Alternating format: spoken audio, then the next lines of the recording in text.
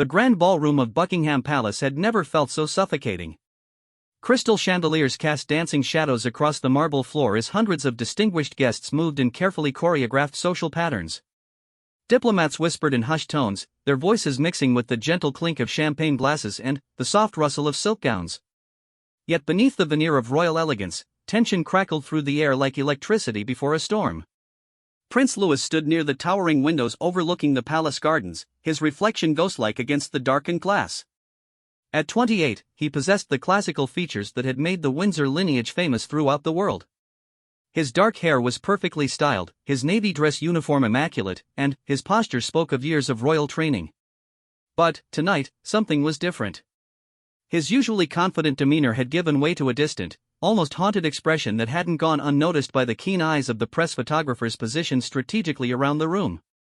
The occasion was the annual Commonwealth reception, a gathering that brought together leaders from across the globe to celebrate the bonds that tied nations together under the British crown. It was supposed to be a night of celebration, of diplomatic success, and royal pageantry.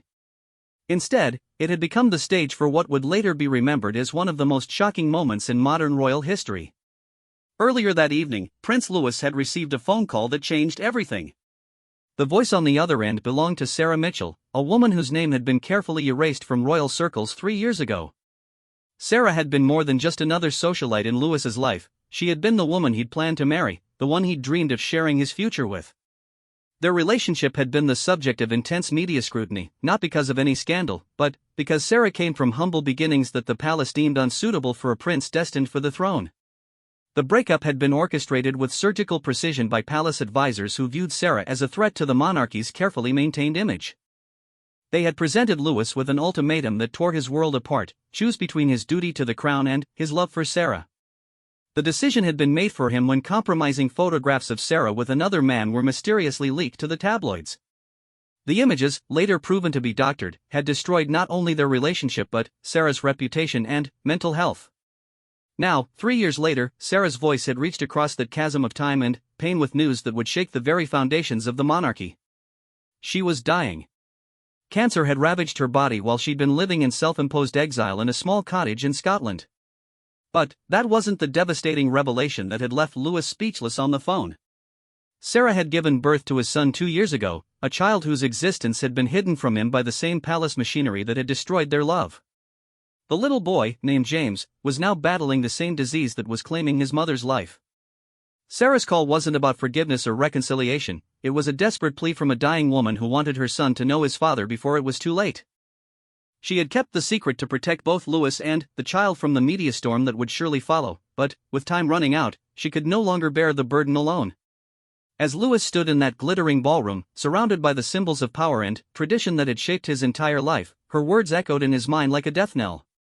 "He has your eyes, Louis," she had whispered, her voice barely audible through the static. "He asks about his daddy every day. I told him his father was a prince in a faraway castle, and he believes in fairy tales. Please don't let him die believing his father didn't want him." The irony was crushing. Here he was, at an event celebrating unity and family bonds across the Commonwealth, while his own flesh and blood lay dying in a hospital bed, believing his father had abandoned him. The weight of 3 years of lies, manipulation, and lost time pressed down on his shoulders like a physical burden. Every smile he'd forced, every ribbon he'd cut, every speech he'd given about service and duty felt like betrayal now. His mother, Queen Elizabeth, moved through the crowd with practiced grace, stopping to chat with various dignitaries. She caught his eye across the room and gave him the subtle nod that meant he needed to fulfill his duties as host. There were speeches to be made, hands to be shaken, and the careful dance of diplomacy to be performed. But how could he smile and make small talk when his world was crumbling? The Australian Prime Minister approached with his wife, eager for the photo opportunity that would dominate tomorrow's newspapers. Louis forced himself to engage, shaking hands and exchanging pleasantries about trade agreements and cultural exchanges. But his mind was elsewhere, calculating travel times to Scotland and wondering if it was already too late. How do you explain to a dying 2-year-old that his father is a prince who never knew he existed? As the evening progressed, Louis found himself going through the motions like an actor playing a role he'd rehearsed 1,000 times. He smiled for photographs, delivered a brief speech about the importance of Commonwealth partnerships, and accepted congratulations on his recent charitable work with children's hospitals. The bitter irony of that particular praise wasn't lost on him. He'd spent years visiting sick children, offering comfort and hope to families in crisis, while his own son faced the same battle alone. Lady Catherine, his current companion chosen by palace advisors for her impeccable breeding and political connections, noticed his distraction. She was everything Sarah wasn't: proper, predictable, and completely devoted to maintaining appearances. Their relationship was a comfortable arrangement that satisfied the press and the public's desire for royal romance while requiring nothing genuine from either party. She placed a perfectly manicured hand on his arm and whispered concerns about his pallor, suggesting he might need some air. But Louis knew that stepping outside wouldn't solve anything. The prison he found himself in wasn't physical, it was constructed from centuries of tradition, duty, and the impossible expectations placed on those born to wear crowns. Every decision he'd made in his adult life had been filtered through the lens of what was best for the monarchy, what would serve the greater good, what would maintain stability. Personal happiness had always been secondary to public duty. The revelation about his son forced him to confront a terrible truth: in serving the crown, he had failed the most basic human obligation of protecting his own child. The same institution he'd devoted his life to preserving had systematically destroyed the only authentic relationship he'd ever known and hidden the existence of his son. The betrayal cut deeper than any political scandal or media criticism ever could. As the evening wore on, Louis found himself studying the faces around him with new eyes. These were the people who had shaped his destiny, who had guided his choices and determined his path. The Prime Minister who had advised against his relationship with Sarah. The Archbishop who had spoken eloquently about the sacred nature of royal bloodlines. The palace staff who had orchestrated the cover-up with ruthless efficiency. They were all here, celebrating another successful display of royal duty, oblivious to the human cost of their machinations. The most painful realization was that he had been complicit in his own destruction. He had allowed fear and duty to override his instincts, had chosen the approval of strangers over the love of the woman who had seen him not as a prince, but as a man. He had trusted advisors who viewed people as pawns in a larger game rather than human beings deserving of honesty and respect. Near midnight, as the reception finally began to wind down, Louis escaped to his private chambers in the palace. The opulent rooms that had once felt like home now seemed like a gilded cage. He sat on the edge of his bed, still in his dress uniform, and stared at the phone Sarah had given him years ago. He'd kept it hidden away, a tangible reminder of what he'd lost. Now it represented his only connection to the son he'd never known existed. The weight of the decision before him was enormous. If he traveled to Scotland to see Sarah and James, there would be questions he couldn't answer. The press would descend like vultures, and the scandal would dominate headlines for months. The monarchy, already facing challenges in an increasingly modern world, would face another crisis that could damage its reputation irreparably. But if he didn't go, he would lose the chance to meet his son, to hold him, to tell him that his father hadn't abandoned him by choice. James would die believing the lie that had been constructed to protect the crown's image. The thought was unbearable. Louis looked out at the London skyline, where millions of people slept peacefully, trusting that their future king would always put duty before personal desire. They had no idea that their prince was facing the most important choice of his life, between the crown he'd been born to wear and the son he'd never known he had. The irony was that both choices would require enormous sacrifice, but only one offered the possibility of redemption. As dawn approached, Prince Louis remained motionless by his window, still wearing his dress uniform from the reception. The decision that would define the rest of his life hung in the balance, and, for the first time in his carefully controlled existence, he had no advisors to guide him, no protocol to follow, no precedent to lean on. There was only a father's love for a son he'd never met and a dying woman's plea for forgiveness that might come too late to matter. The hushed moment that would soon descend on the palace had not yet arrived, but Louis could feel it approaching like a storm on the horizon. When it came, everything would change forever. The Scottish Highland morning was painted in shades of grey and gold as Prince Louis's unmarked car wound through the narrow country roads toward the village of Kilmore. He had left London before dawn, telling only his personal protection officer the truth about their destination. The official story was a private retreat to clear his head after the demanding social season. His bodyguard, Detective Inspector James Morrison, had served the royal family for 15 years and possessed the rare quality of absolute discretion. When Louis had explained the situation in halting, painful words, Morrison had simply nodded and arranged for the quiet departure. The landscape outside the window was breathtaking in its stark beauty. Rolling hills covered in purple heather stretched toward mountains that seemed to touch the clouded sky. Stone cottages dotted the countryside like scenes from a fairy tale, their chimneys releasing thin streams of smoke into the crisp morning air. Under different circumstances, Louis might have found peace in this ancient land that had shaped so much of his family's history. Instead, anxiety gnawed at his stomach as each mile brought him closer to a confrontation that would either heal his soul or destroy what remained of his carefully constructed life. Sarah's cottage sat at the end of a gravel lane, surrounded by a garden that had once been meticulously maintained but now showed signs of neglect.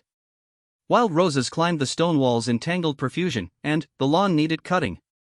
It was a far cry from the manicured perfection of royal residences, but there was something honest about its imperfection that Louis found deeply moving.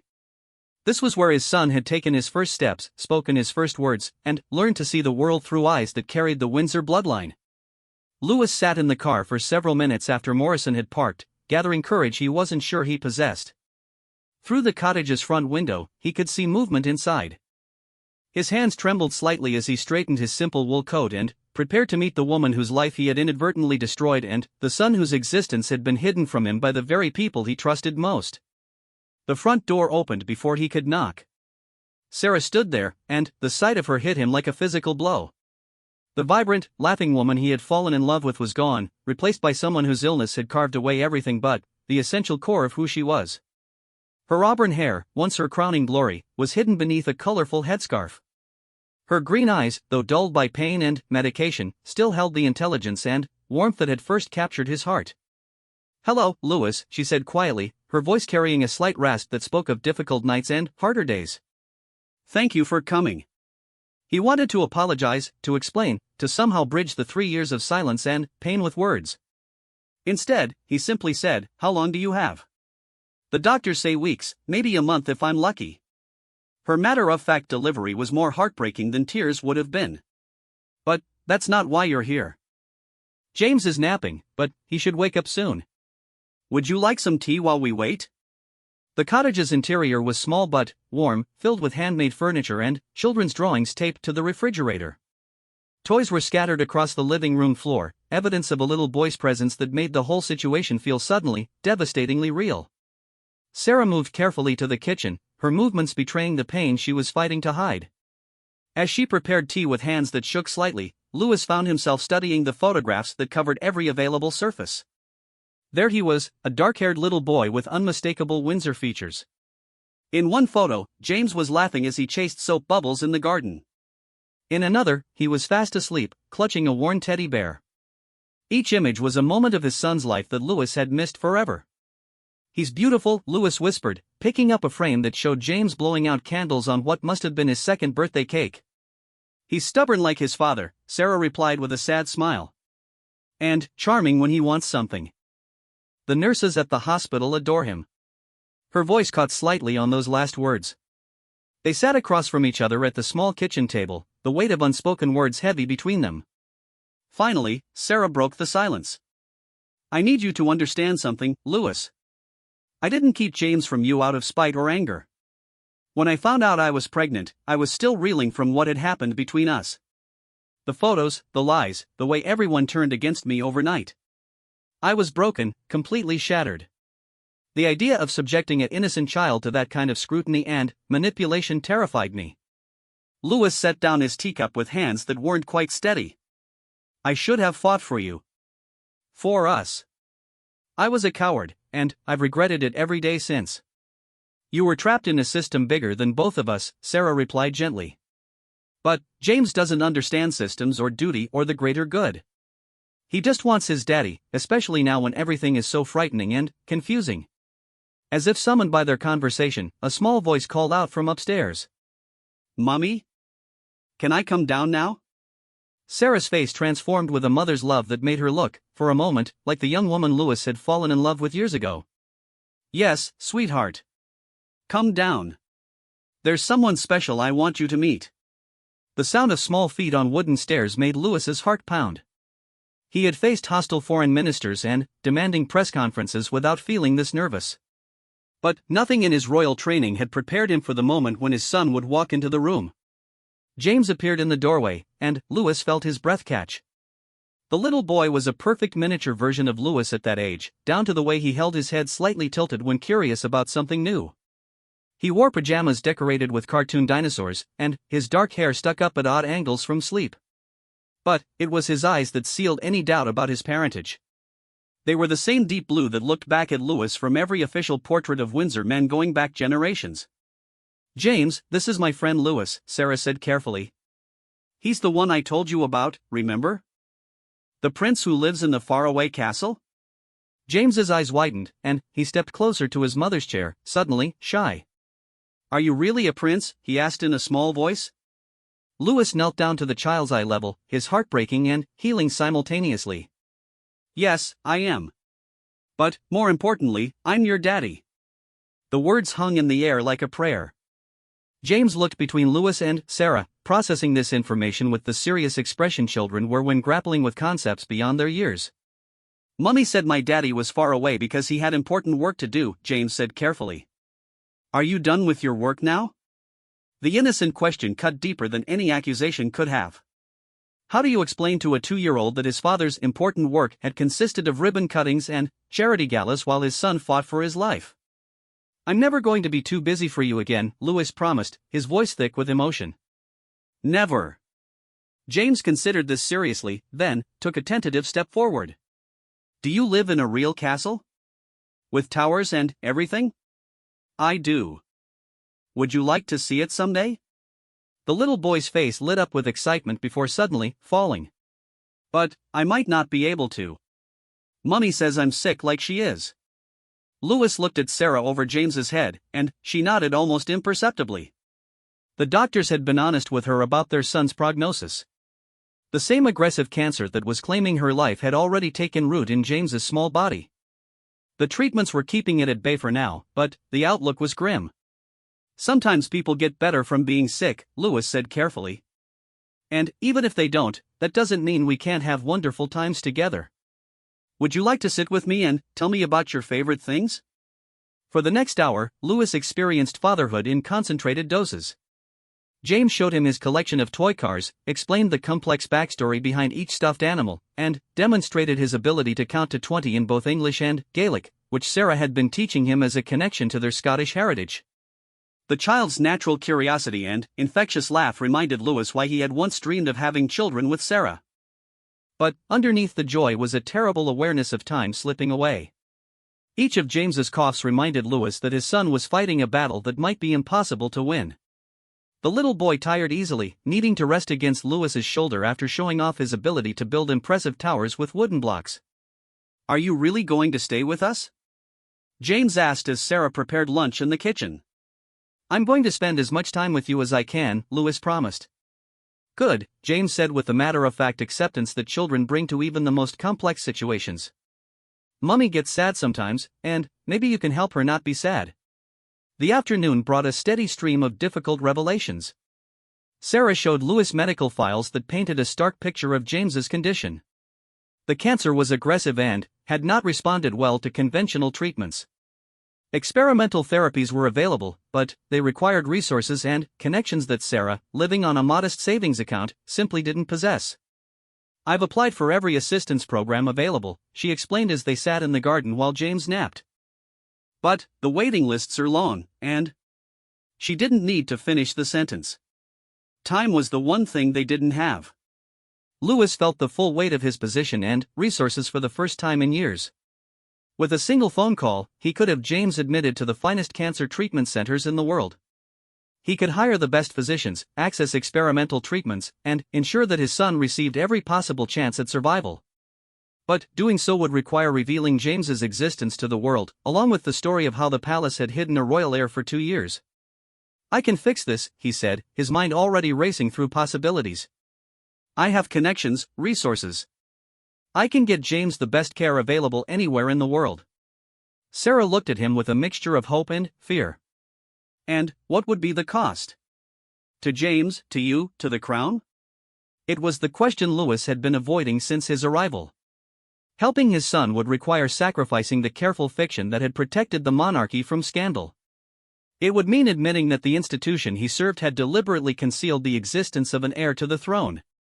The political ramifications would be enormous, potentially destabilizing the government and damaging Britain's relationships with Commonwealth nations. "I don't care about the cost," Louis said, and, as he spoke the words, he realized they were completely true. "He's my son. Nothing else matters." That evening, as James slept between them on Sarah's small sofa while they watched a children's movie, Louis felt something he had never experienced in his royal existence: complete peace. For a few hours, he was simply a father watching cartoons with his family, arguing about whether dinosaurs or dragons were cooler, and marveling at his son's ability to find joy even while fighting such a serious illness. But peace was a luxury he couldn't afford for long. His phone had been buzzing steadily with messages from the palace. His absence had been noted, and questions were being asked. Soon, he would have to return to London and face the consequences of his unauthorized departure. More importantly, he would have to decide whether to sacrifice everything he had been raised to protect in order to save the son he had only just discovered. As night fell over the Scottish Highlands, Prince Louis held his sleeping son and wondered if love could be enough to overcome a lifetime of duty, tradition, and the weight of a crown that demanded everything while promising nothing but obligation in return. The return journey to London felt like traveling between two different worlds. In Scotland, Louis had discovered what it meant to be a father, to hold his son while reading bedtime stories, to answer endless questions about castles and knights and whether princesses could also be doctors. In London, he would return to being His Royal Highness Prince Louis, second in line to the throne, with duties and obligations that left no room for personal desires or private grief. The palace came into view as their car crested the hill near Hyde Park Corner, its familiar silhouette both welcoming and imposing against the grey London sky. Louis had lived within those walls for most of his life, but now they felt like the bars of a prison. Every window represented a room where decisions had been made about his life without his consent, where the fiction of his childless status had been carefully maintained while his son lay dying in a Scottish hospital. Sir Edmund Blackwood, the Queen's private secretary, was waiting in Louis's private study when he arrived. The elderly man had served the royal family for nearly 4 decades and possessed the kind of institutional memory that made him both invaluable and dangerous. He sat rigid in one of the leather armchairs, his expression revealing nothing of his thoughts, but Louis knew that look. It was the face Edmund wore when dealing with potential scandals that threatened the carefully maintained stability of the monarchy. "Your Royal Highness," Edmund said, rising as Louis entered. "I trust your retreat was beneficial?" "Cut the pleasantries, Edmund," Louis replied, pouring himself a whiskey despite the early hour. "You know where I've been, and you know why." Edmund's mask slipped slightly, revealing a flash of something that might have been sympathy before the professional facade returned. "I was afraid this day would come eventually. Miss Mitchell's situation has been monitored by our security services since she left London. We were aware of the child's existence." The words hit Louis like a physical blow. "You knew? You've known for 2 years that I have a son, and you said nothing?"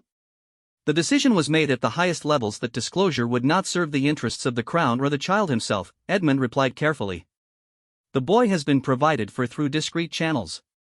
His medical expenses, Miss Mitchell's living costs, all have been covered without her knowledge through a series of anonymous charitable foundations."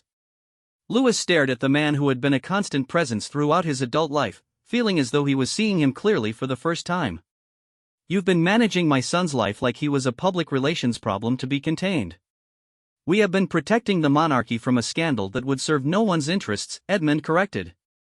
"The child's parentage cannot be proven without genetic testing that would require your cooperation. Miss Mitchell has made no public claims, asked for no recognition, demanded no support. The situation was under control."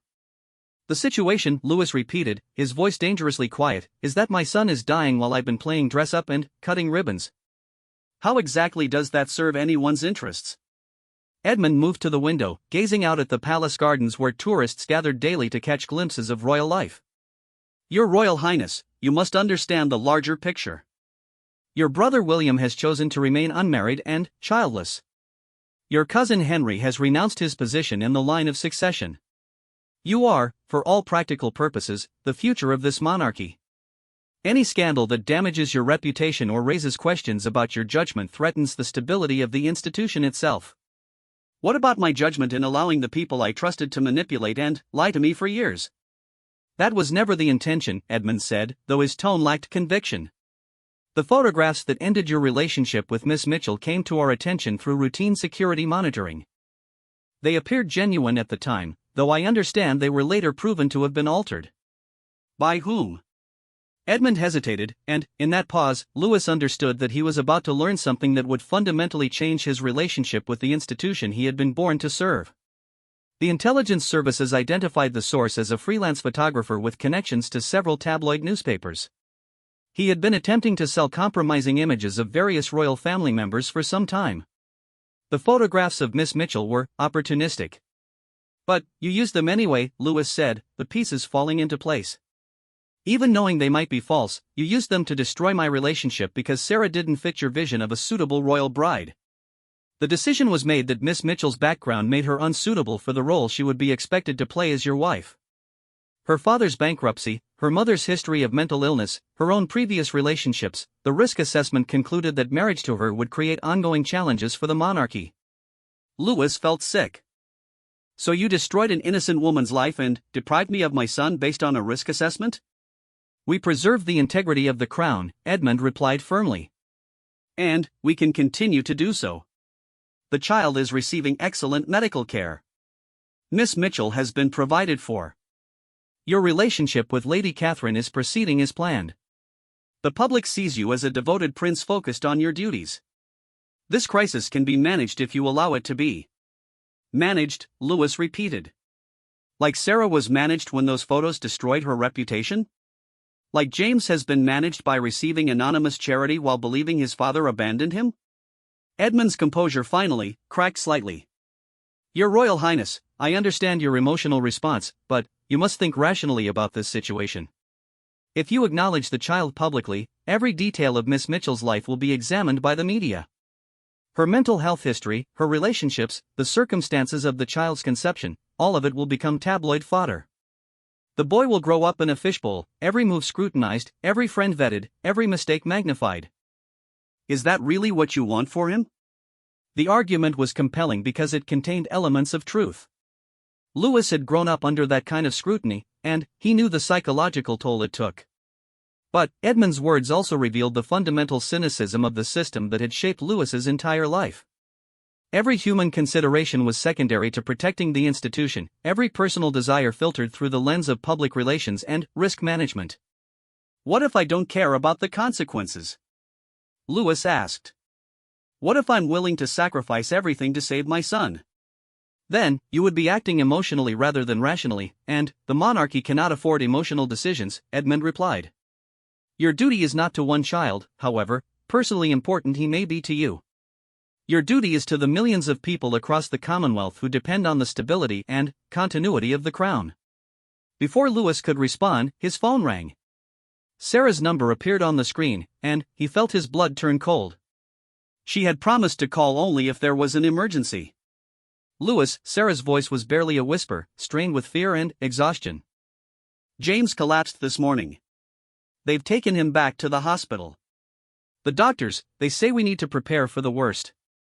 The words hit him like a physical blow. "I'll be there in 4 hours." "The press has been asking questions," she continued. "Someone saw your car in the village yesterday. I think they know."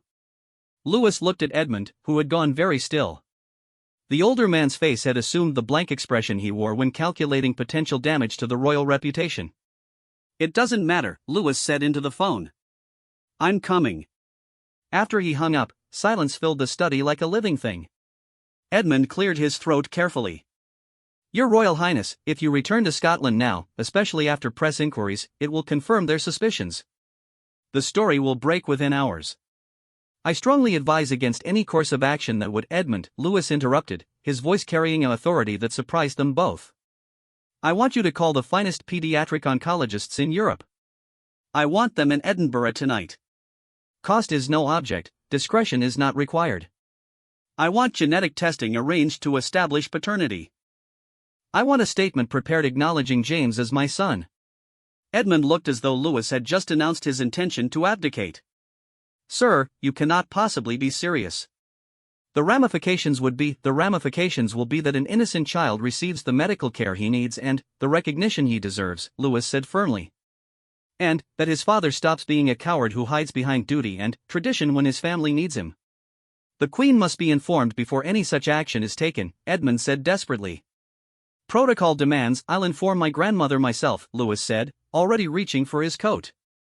But, understand this, Edmund, my son is dying.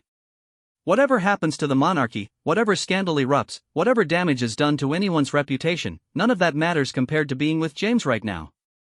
As Louis headed for the door, Edmund made one final attempt to restore order to the situation spiraling beyond his control. Your Royal Highness, please consider what you're throwing away. The respect you've earned, the work you've done, the future you've been prepared for since birth. All of it will be overshadowed by this scandal. Is one child worth destroying everything you've worked to build? Louis turned back, and Edmund was surprised by the peace he saw in the prince's eyes. That child is my son, Louis said quietly. And, yes, he's worth everything. Within the hour, news of Louis's hurried departure for Scotland had reached the Queen's private office. Emergency meetings were called, damage control strategies were discussed, and the machinery of royal crisis management lurched into motion. But, for the first time in his life, Prince Louis was beyond their reach, racing through the Scottish countryside toward a hospital where his son fought for life while a dying woman waited for a prince to finally choose love over duty. The hushed moment that would soon descend upon the palace was still hours away, but its shadow was already falling across the corridors of power where men like Edmund Blackwood had spent decades believing they could control the human heart through careful management and strategic silence. They were about to discover that some truths are too powerful to be managed, and some loves too fierce to be contained by protocol and tradition. In his car speeding north, Louis felt something he had never experienced in his carefully controlled royal existence, the terrible, exhilarating freedom of a man who had finally chosen to stop pretending that duty could ever be more important than love. The Royal Victoria Hospital in Edinburgh had never seen such a concentration of security and media attention. By the time Louis arrived, news vans lined the street outside, their satellite dishes reaching toward the grey Scottish sky like mechanical flowers seeking signal. Reporters huddled in small groups, their breath visible in the cold air as they speculated about the story that was unfolding behind the hospital's austere walls. Inside, the pediatric oncology ward had been transformed into a fortress of privacy and medical expertise. The finest specialists from across Europe had arrived within hours of Louis's calls, their presence commanding immediate attention from the hospital staff. Dr. Helena Richter, a renowned pediatric oncologist from Vienna, had taken charge of James's case with the kind of focused intensity that gave parents their last hope when conventional medicine had reached its limits.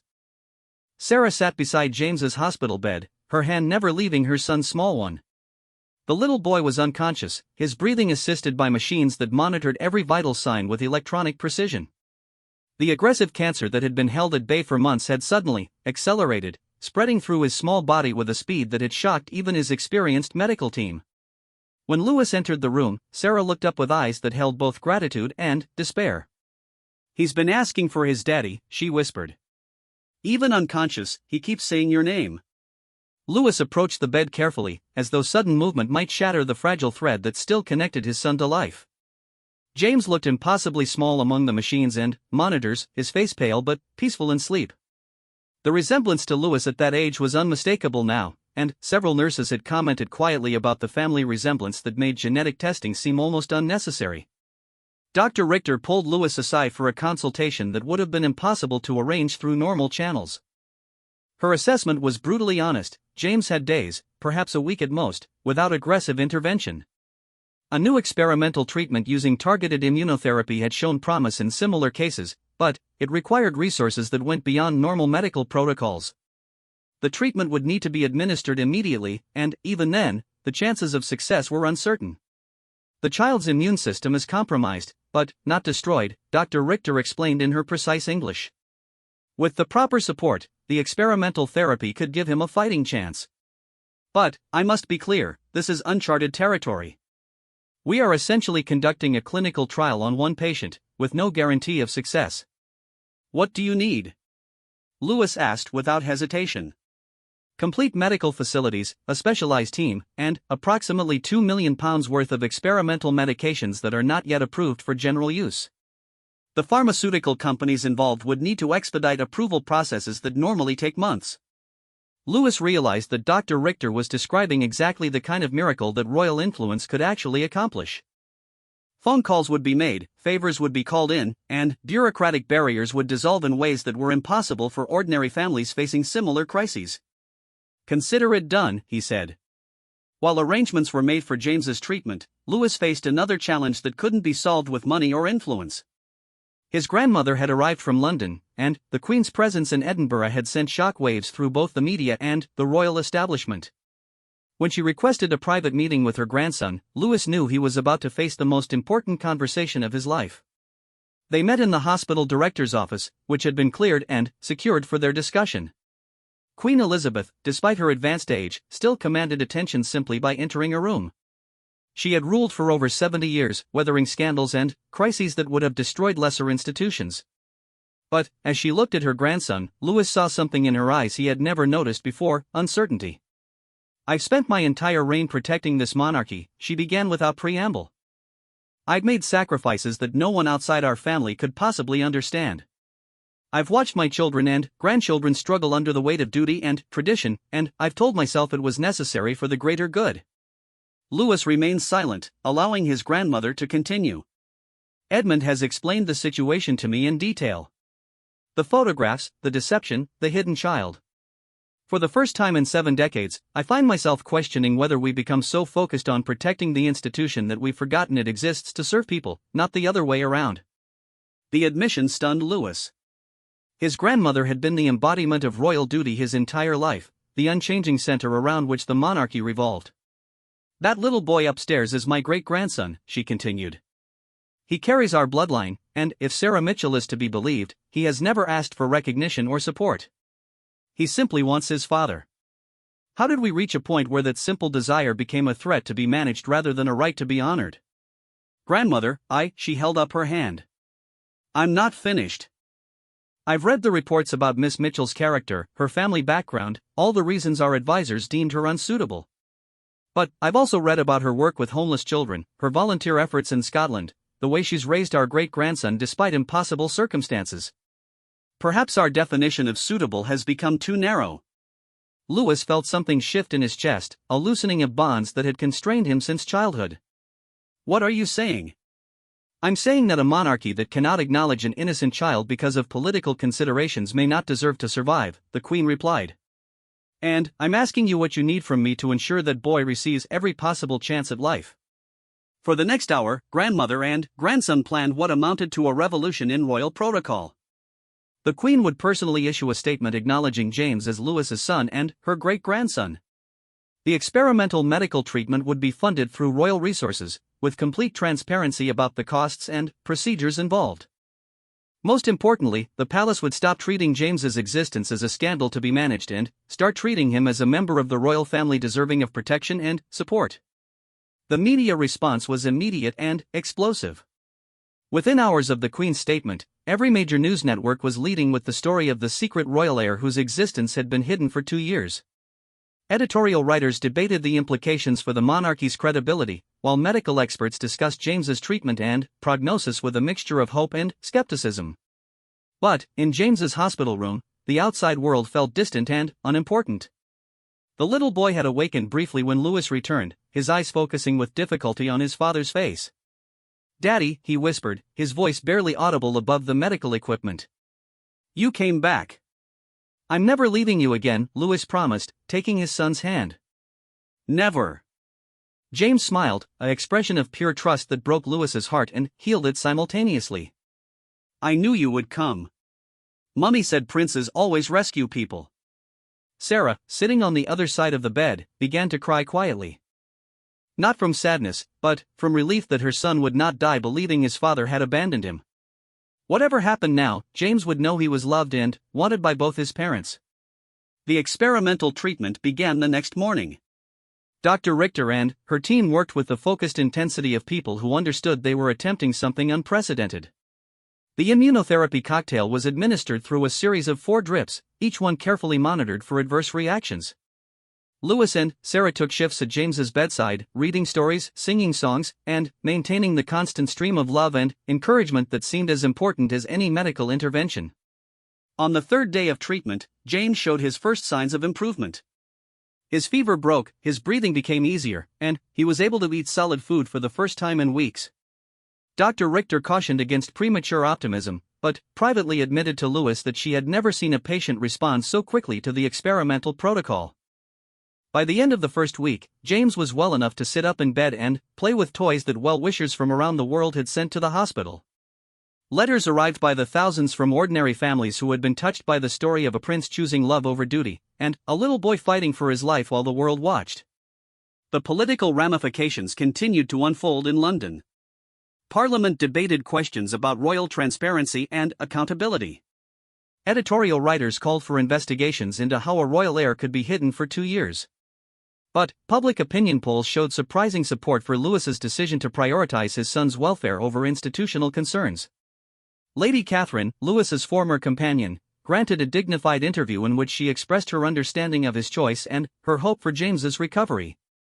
Her grace under pressure earned her widespread respect and effectively ended any speculation about their relationship. 3 weeks after the treatment began, Dr. Richter delivered news that seemed impossible: James's cancer was in complete remission. The experimental therapy had not only halted the disease's progression but had actually eliminated detectable cancer cells from his system. While long-term monitoring would be necessary, the prognosis had changed from terminal to hopeful. The moment when Dr. Richter shared this news was when the hushed moment truly descended. Louis, Sarah, and the medical team stood around James's bed in complete silence, absorbing the magnitude of what had just been achieved. Outside, media crews waited for updates. Inside the palace, advisors calculated political implications. But, in that hospital room, there was only wonder and gratitude for a miracle that medical science couldn't fully explain. James, unaware of the global attention his recovery had generated, was most excited about the promise that he could soon visit his father's castle. Louis knelt beside his son's bed and made a pledge that went far beyond royal protocol or institutional expectations. "When you're strong enough," he said, "you're going to come home with me. And we're going to make up for all the time we lost. Every bedtime story I missed, every birthday, every scraped knee that needed a father's comfort. We're going to build the kind of life together that I should have given you from the beginning."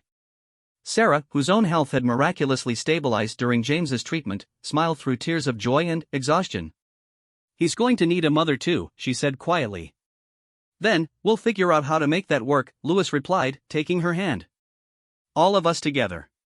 6 months later, Prince Louis married Sarah Mitchell in a small ceremony at Balmoral Castle.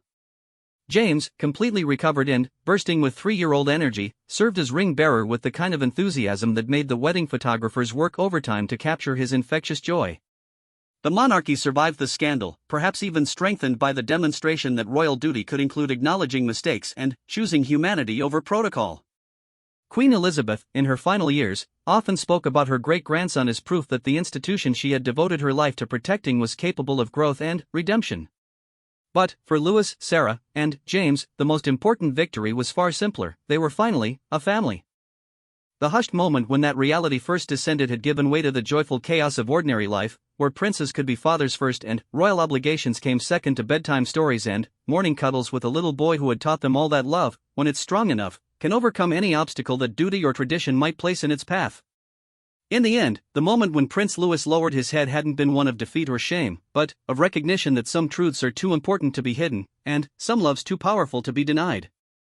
The monarchy would endure, but it would do so with the knowledge that its greatest strength lay not in the perfection of its image, but in its capacity to choose what was right over what was expedient, and love over everything else that the world might demand.